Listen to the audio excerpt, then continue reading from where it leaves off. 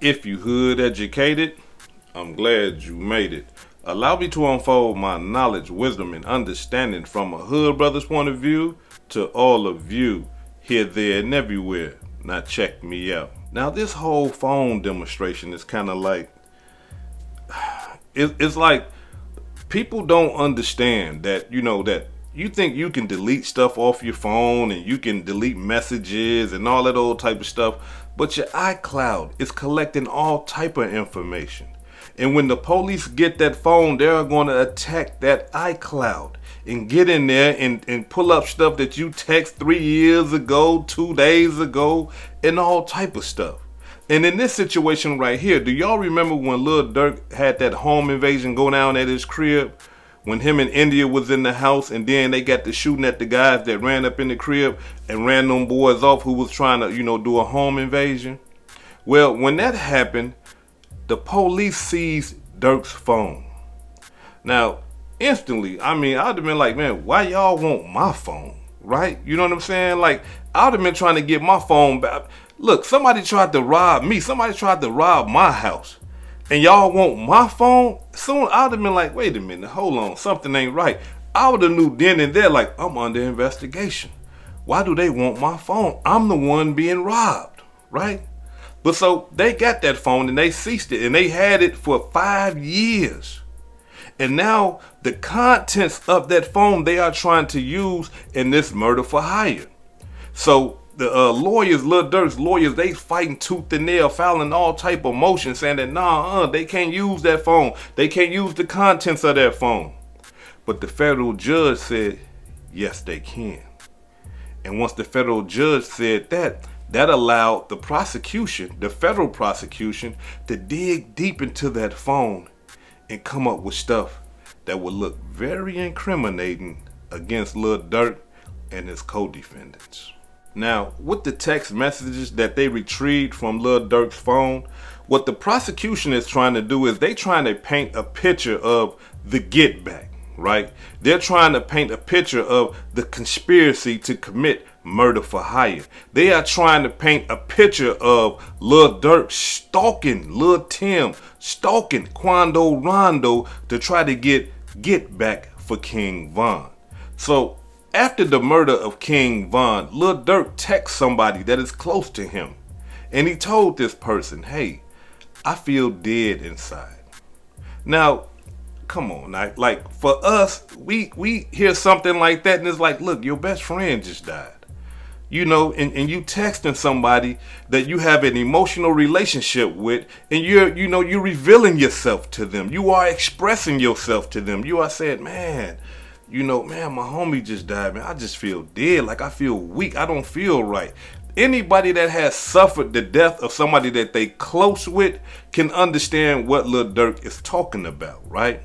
But what the prosecution is trying to show is that, okay, yeah, he felt that. He felt that emotion so bad that he wanted to get back. You see what I'm saying? He didn't just want to feel that way and deal with it. He wanted somebody else to feel that pain that they administered to him. And so right after that, the person that he texted and said, hey, I feel dead. That person right there texted back and said, okay, keep your head up, brother. You know what I'm saying? Like, be strong, man. Everything will be all right. And Lil Durk said, nah, according to the reports, they are saying that Lil Durk texts back saying that I can't let this slide. Now, that's something different.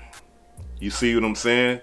Because now we can assume, right? We can assume that he is angry. Okay?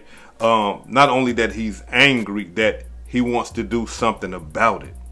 Because along with that, I can't let this slide. He said something to the effects of, I'm ready to get this shit together, right?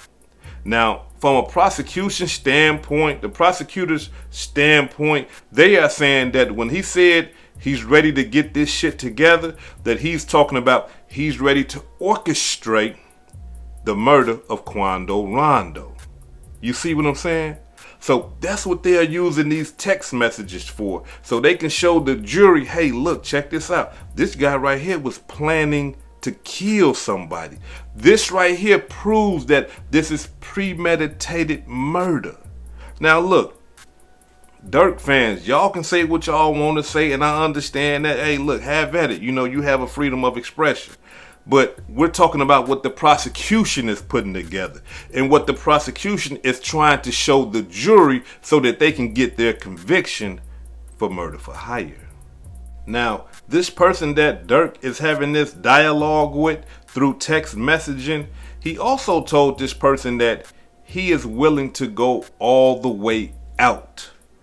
And see, like, when you put stuff in the context of everything that just happened, right? This is fresh. This is not, years ago. This is fresh. This is right after the death of King Von.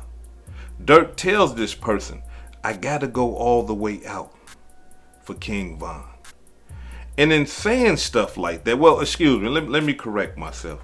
He didn't say I had to go all the way out for King Von, but he said I have to go all the way out for him.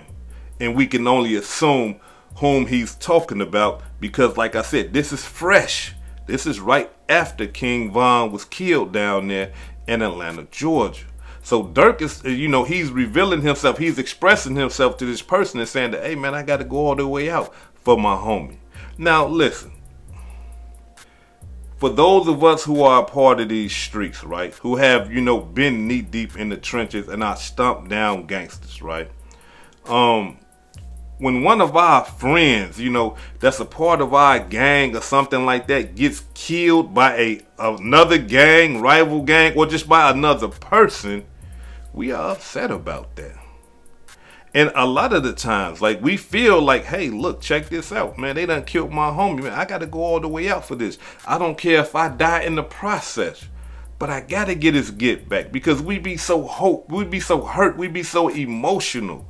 You know what I mean? When somebody died and that death is fresh. You see what I'm saying? Some of y'all can get in the comments and relate to what I'm talking about because y'all done had somebody close to y'all get killed in a gang rivalry or just get killed in some type of way. And you feel in yourself that, hey, man, I got to get that get back. I got to go all the way out. And that is what the prosecution is saying. That the prosecution is telling the jury that this is the mental mind state of Lil Durk after his best friend gets killed. He wants to go all out. And that means that he mobilized all these guys to orchestrate the murder of Lil Pop, but aiming at Quando Rondo. Now y'all see why his lawyers was fighting tooth and nail for them not to get this evidence or, these text messages and screenshots and stuff like that out of Lil Durk's phone. Because it's painting a picture, right? You know what I'm saying? It's showing that they are trying to mobilize and orchestrate to go kill something, right? According to the prosecution, right? Now, the cold-blooded part about the whole thing is this right here. Let's just say that, they took those initial text messages that we talked about and said, he's just talking, right? But then here goes the stalking piece, right, that they're trying to convict Lil Durk of, right? And with that right there, what they extracted from that phone is that they was trying to get Lil Tim's address. Y'all got to look, y'all, I'm coming off the dome with this, right? They was trying to get Lil Tim's address. They made attempts to get Lil Tim's address. Somebody that was close to Lil Tim was finna give him up. They're dialoguing with somebody that is explaining to them, hey, look, Lil Tim is in a halfway house. They just released him. We trying to see if we can get the address. There's a girl that they're communicating with saying that, hey, look, check this out. Is she going to help us get the address and stuff like that?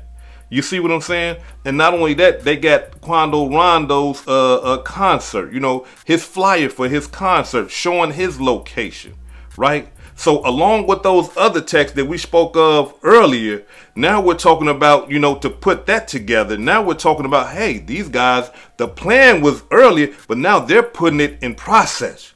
They're looking for addresses, for the people that killed King Von. They're looking for where these guys is having their concerts at. These are the same people that killed King Von. Y'all see what I'm saying? Y'all seeing how the prosecution is trying to paint this picture and prove that this was a murder for hire, a stalking that ended in the result of a death? It's a cold-blooded demonstration. Like, look, that's why I always say, like, I'm not a part of that life no more. But for you brothers that is a part of that life, yeah, throw your phones away. You know, I'm just saying, throw them. Look, y'all don't even need a phone.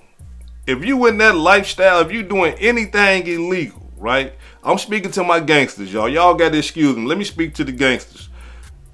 Throw away. You don't need a phone, bro. You don't. You got to go back old school. Get you a beeper, a pager. You understand what I'm saying? Send a kite or something, man. You know, y'all. The phones is killing. They convicting y'all. Them phones is. Because y'all get too comfortable and y'all putting so much stuff in them phones and they going right into them phones and just snatching out all type of incriminating evidence against y'all. As you can see with Lil Durk and his co-defendants. Now, Lil Durk was paranoid. I don't know how he knew, but Lil Durk knew that the feds was on them. He knew it. They have the text messages to prove it, right? Because OTF had a group chat. Y'all know what the group chat is, when just you and people that you mess with and stuff like that, and y'all text and everybody get the text. Well, in this group chat text, Lil Durk expressed to the OTF members that, hey, look, check this out. The feds is on us because there is an informant. But whatever you do, don't break, don't talk, don't say nothing. You see what I'm saying? Lil Durk knew it. And so with him telling his co-defendants that, hey, the feds on us, don't break. What? Don't break from what? You see what I'm saying? That's what the prosecution is saying. Like, don't break from what? What's going on? Why y'all worried about the feds? How you know there's an informant? Because there is an informant. And you telling them don't break. You see? So they're just trying to paint this picture of some criminal activity going on. And they're going to put it to the murder of Lil Pop and the attempted to murder Quando, Rondo, the stalking and every other charge that they got for Lil Durk. And not only that, though, they spoke about the machine guns that was used in the crime, right? In the shooting. They talked about, the machine gun going off so fast that the bullets are just expended in the air. You know how machine guns go. But, they even expressed that they wanted these guys dead so bad that they used the best of weapons. They didn't use your regular semi-automatic boom, boom, boom, boom. No, they like that. You see what I'm saying? Now, throughout all this right here, Lil Durk defense team, they stepped up to the plate and they say, well, listen, check this out. This is not, you can't just say that just because he said I'm in my feelings and, I want to get this shit together and all that's talking about him putting together a murder for hire or trying to have somebody killed. This is a young man whose friend has just died and he's expressing his raw feelings to somebody that he trusts. He's not trying to plan a murder. His friend just died, and this is what people do. Now, the whole thing about a defense, right, and the prosecution is that you want to be able to prove your client innocent. You want to be able to point to stuff and say, hey, he didn't do this, he didn't do that. You know what I mean? And, right now it appears that the defense is just using everything that the prosecution is bringing to the table. I have not yet seen the defense come out and show and prove anything that's showing that, hey, no, he's innocent, right? Because 1, 2, 3, 4, and 5, this proves that he's innocent. You know what I'm saying? It appears to me that the prosecution is laying out all the evidence and they're trying to rebut all the evidence, but they're not using their own evidence, to rebut it. But again, this is just this is the beginning of it. So later on, when the defense get to cross-examining people and stuff like that, I believe later on then we'll start to see, the defense come out. When they start for them to present their case, I believe then we're going to start seeing them come out trying to refute everything and then trying to prove Durk's innocence and try to, show that, hey, look, Vonnie and all these guys are the criminals. This right here is the CEO of a record label. He's not a gangbanger or none of that type of stuff. So we just gonna have to wait and see. Today, OTF Jam is supposed to get on the stand. I don't know how true that is, but we're gonna wait and see. Stay tuned in to the channel because I'm gonna be breaking this whole thing down as the information comes out. Subscribe to the channel right now. Like the video, hype the video so that we can push this video all the way out. This is Hood Educated, Not Lame Related. Peace and love. And y'all take care of yourself out there.